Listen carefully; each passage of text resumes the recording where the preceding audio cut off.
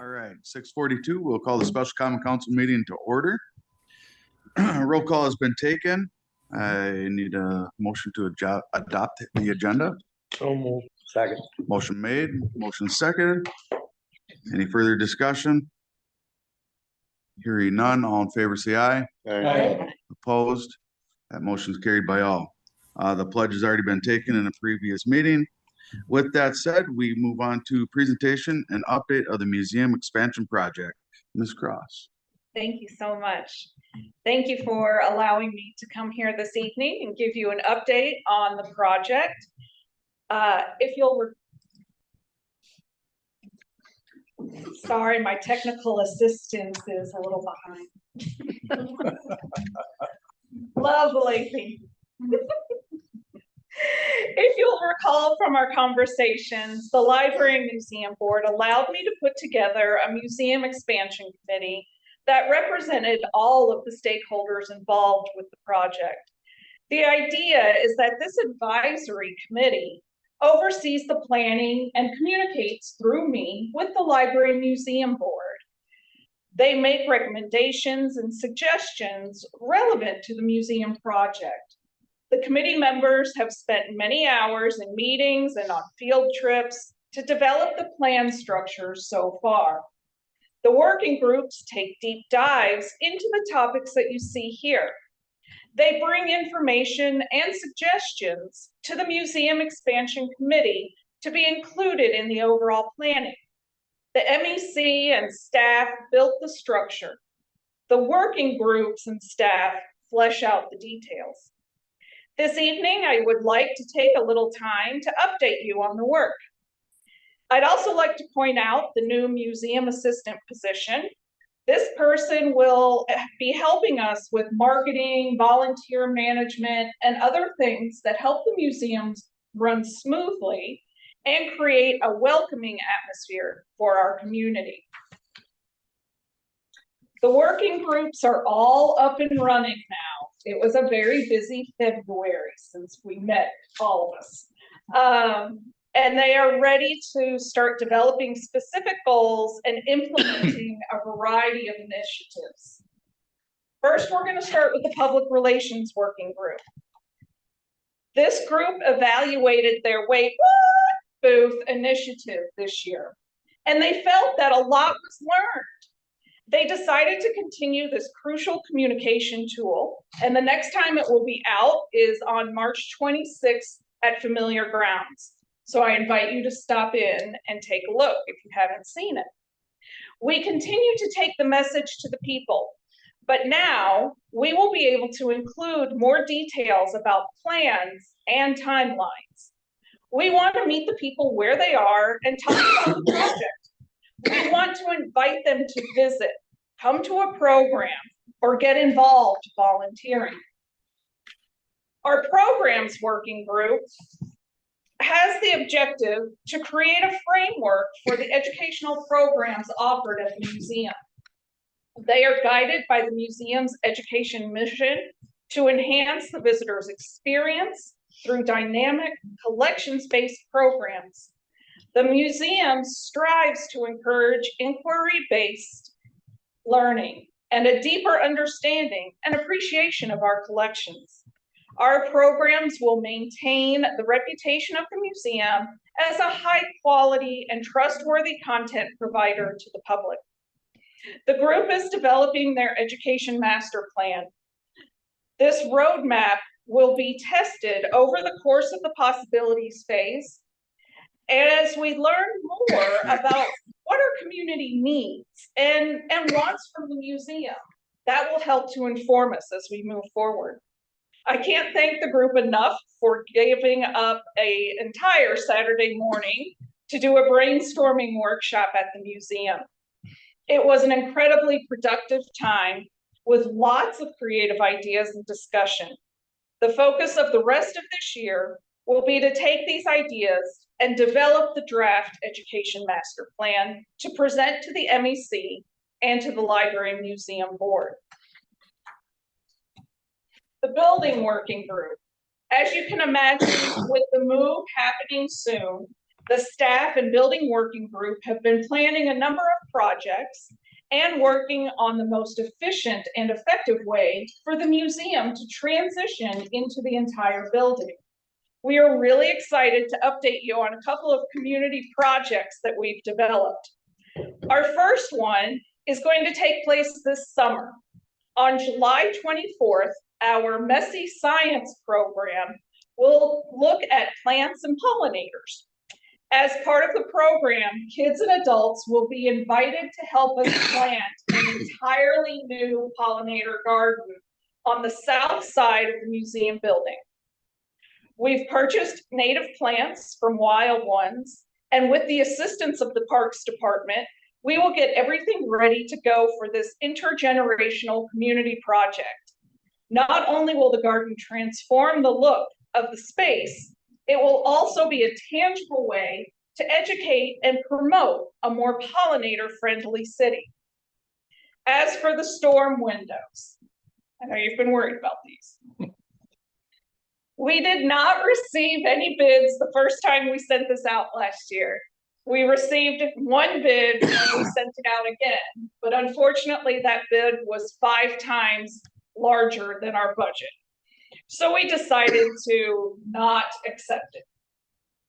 So I had an idea that perhaps we could turn this into a community project. A project that not only helps the museum and gets our community involved, but also promotes and teaches historic preservation skills. After some discussion, I reached out to the director of C3, a preservation program housed at Beloit College. She gave me the name of a historic preservationist that specializes in restoring windows and storms. I contacted Bob Yap and spoke to him about the project. He is very excited to come to New London from Missouri to teach a workshop about storm window restoration using the Carnegie Library storm windows. He has done this workshop around the country. He's a very well-known historic preservationist. We need a minimum of 12 and a maximum of 18 people to sign up for this intensive 3-day project. We're letting people in the museum community around the region know. We've contacted the New London High School, and we are getting information out to our community and broader region. We want to encourage anyone with any interest in historic preservation, or who has an old house, an old building, or just wants to learn a new skill, to sign up. The fee for the 3 days is $100 or $50 if you're a member of the Friends of the New London Public Museum. Bob is so excited about this project and committed to historic preservation that he's donating the 3 new storm windows that will be needed to replace ones that are missing from the Carnegie Library. So that's about a $1,000 or so donation to us. We've been working diligently planning the transition, and we're figuring out how to sequence the needs, what needs to be done, and where we can have volunteers help us. And I'll go into that in just a minute. The governance working group got together for the first time in February. This group has representation from the Library Museum Board, the Friends of the New London Public Museum, and the city. Its purpose is to review and discuss how the museum is governed, policies and oversight as sole occupant of the city building. Our first discussion went well. The group decided on the following specific goals. With help from the museum staff, we will review, revise, and add to current policies to better reflect how the museum will operate and utilize the building. Using information from a variety of sources, including the broader museum field, we will develop 3 suggestions for possible models of governing the museum. This information would then be brought to the MEC and the Museum Library Board for discussion and if needed to City Council. The fundraising working group has had its first meeting as well. And I'm going to turn this part of the presentation over to Lahoma, the Director of Development for the Friends of the New London Public Museum.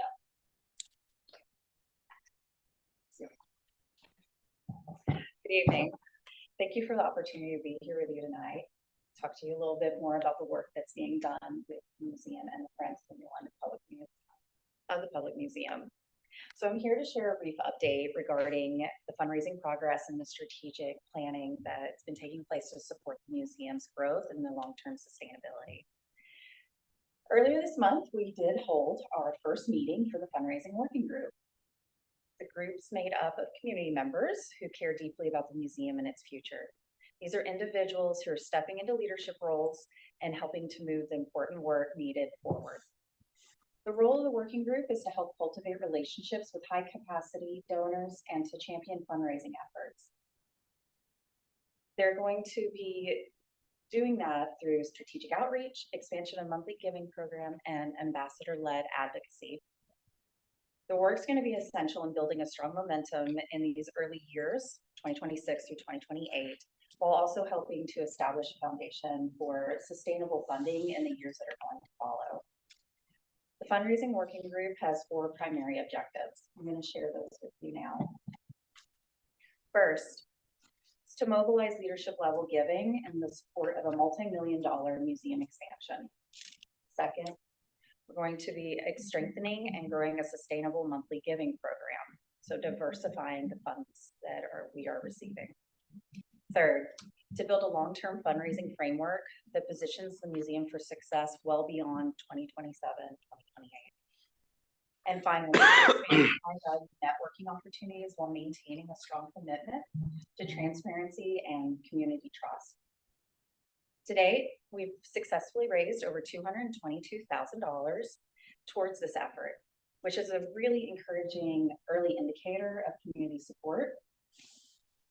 And so in closing, this work is about building a sustainable future for the museum. It's grounded with community support and long-term strategy. We're encouraged by the progress to date and the momentum that's expected moving forward. I'm now going to turn it back over to Christine. Thank you.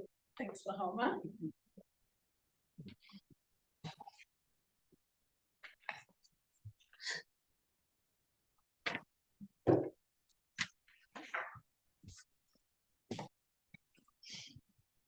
So the possibilities phase. As we've spoken about, the possibilities phase centers on community input. Community input. Through visiting and volunteering, we hope our community will help co-create the vision for their museum. We want them to test what we have in place and give us their feedback. The collection. During the possibilities phase, we intend to inventory the artifact collection, rehouse it in a way that will ensure its preservation and make it more accessible to the staff and researchers. Programs and exhibits. We will use this time to test some of our education programming ideas. We also intend to bring the exhibits up from the downstairs and put them in what will eventually be the new exhibit space. Administration and operations. This is when we will figure out how to operate the museum building to maximize accessibility and stay within our resources. Do our budget expectations match reality? And what new avenues of revenue can we explore? And then, of course, fundraising. Working with Lahoma and the working group, we want to develop fundraising goals and plans for both capital and operations that are realistic and successful. Facility. Live in the space and make changes to the master plan on paper as needed, so that when we do start working on construction documents, we will feel secure that our ideas match the needs of our community and our museum. This is the stage set idea that I've talked about, with temporary walls and tape on the floor to figure out if the layout is going to work. That's the idea behind the possibilities phase, exploring the possibilities. Now, the possibilities phase will last, we're estimating, about 3 years. But to make our planning a little easier, we wanted to chunk that time out into manageable pieces. So we've broken it down into smaller periods. Right now, we're focusing on the first 7 months. So the first and second month, we're going to be looking at the space. The exhibits will remain open in their current location. We will start new public hours. We will be closed on Sundays and Mondays. However, we would be able to offer private tours and programming on Mondays. The upstairs will remain empty with some community collaborations, meetings, programming. We'd like to invite businesses, groups, etc. to meet in the space and get a sense of what we're working with. The third month is actually when we start on the transition. Exhibits will continue to be open in their current location, but the upstairs will be closed to the public. The south building and center section work projects include cleaning, painting, some carpet installation, furniture placement. Many of these projects we're hoping to involve volunteers. The north building will be taped off to reflect the master plan with temporary office spaces and areas. And we're also hoping to be able to redo our staff and volunteer kitchen area at this time. The fourth and fifth month, we're going to be moving on up. The entire building will be closed to the public. This is when we will move the exhibits from the lower level upstairs. The installation of a new curiosity corner. However, since the space for this interactive area is going to grow and it's no longer going to be in the corner, we are going to rename it the We Can Center. The first one is going to be the We Can Build Center, and we are incredibly excited to share it with the public. During this time, in order to continue to engage our community while we're closed, we're bringing an outdoor exhibit from the Wisconsin Historical Society entitled We Take Our Sports Seriously. It's part of their statewide History Makers Tour. This outdoor photo exhibit features images from their archives. To that exhibit, we'll also be adding some from our archives as well. We'll also be participating in local events and setting up a game stop for trick-or-treating. The 6th and 7th month is when we start to settle in. The exhibits will be open in their new location upstairs. The We Can Build Center will be open in the north wing, and work on the lower level will include setting up our archives and preservation areas, setting up the public research area, taping off the meeting room to reflect the master plan, cleaning, painting, and all those other fun things. So what do we need? Volunteers. We need help with all facets of the project, from painting to operations. We've already welcomed and trained a number of volunteers to act as museum sitters.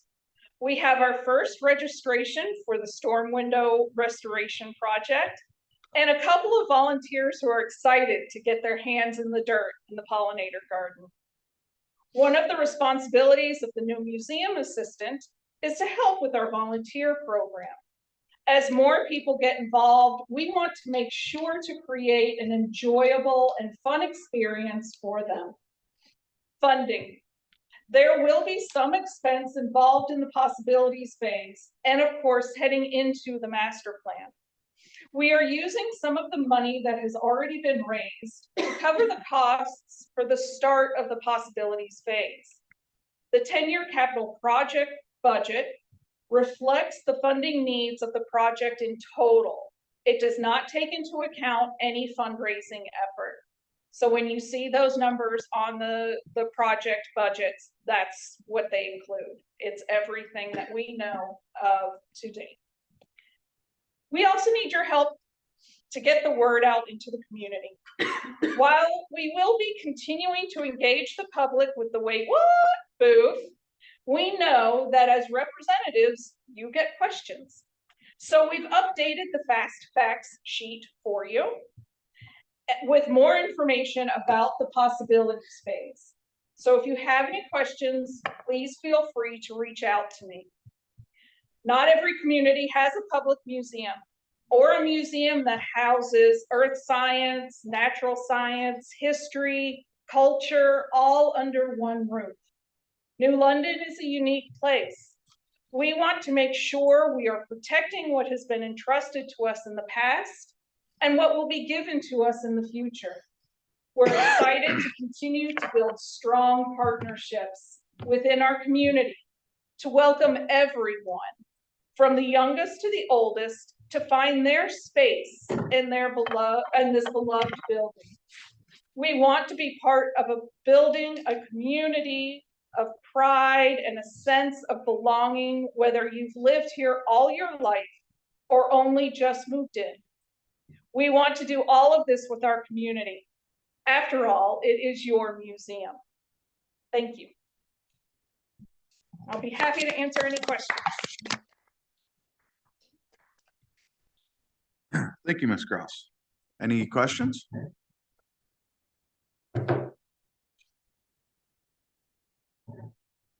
All right, hearing no questions, then we can move on to number 3 on the agenda, adjournment. Motion to adjourn. Motion been made, Second. seconded, and any further discussion? Hearing none, all in favor say aye. Aye. Motion carried